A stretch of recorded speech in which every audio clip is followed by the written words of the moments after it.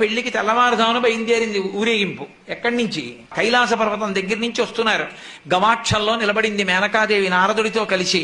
ఒక్కొక్కళ్ళు వస్తున్నారు. అబ్బా వెలిగిపోతున్నాడు, ఆయనేనా మా అల్లుడంది. కాదమ్మా, సూర్యుడు దిక్పాలకుల్లో ఒకడు. ఆ వెనక వస్తున్నాడు. ఎవరో బాబాయ్ నల్లగా ఉన్నాడు దున్నపోత మీద, ఆయన ఎవరా? మీ అల్లుడు కాదు, బెంగపెట్టుకోకు, యమధర్మరాజు గారు. ఆ వెనకాతలు అబ్బా చల్లగా ఎంత బాగున్నాడో, ఎవరు? చంద్రుడు, మీ అల్లుడు కాడు. ఈయనెవరోనయ్యో చాలా అందంగా ఉన్నాడు, ఎర్రగా ఉన్నాడు, కాంతులీనుతున్నాడు, బ్రహ్మగారు. మీ అల్లుడి దగ్గర పురోహితుడమ్మా, పెళ్లి చేయడానికి వచ్చే బ్రహ్మగారు ఆయన మీ అల్లుడు కాదు. ఓ అలాగా, ఇతనెవరో నీలమేఘశ్యాముడు, చాలా అందంగా ఉన్నాడు, శాంతాకారం భుజగచైనం పద్మనాభం సురీశం. అమ్మా, ఆయనకి మీ అల్లుడికి భేదం చెప్పకూడదు, కానీ ప్రస్తుత మీ అల్లుడు కాడు.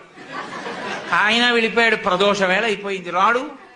వెడుతూనే ఉంది ఊరేగింపు. వస్తున్నారు మగపెళ్లి వారు. అలా ఆఖరికి ఒక ఆయన వచ్చాడు. చుట్టూ భూత ప్రేత పిశాచాలున్నాయి, ప్రమదగణాలున్నాయి, మధ్యలో దిగంబరంగా తాండవం చేస్తూ వస్తున్నాడు.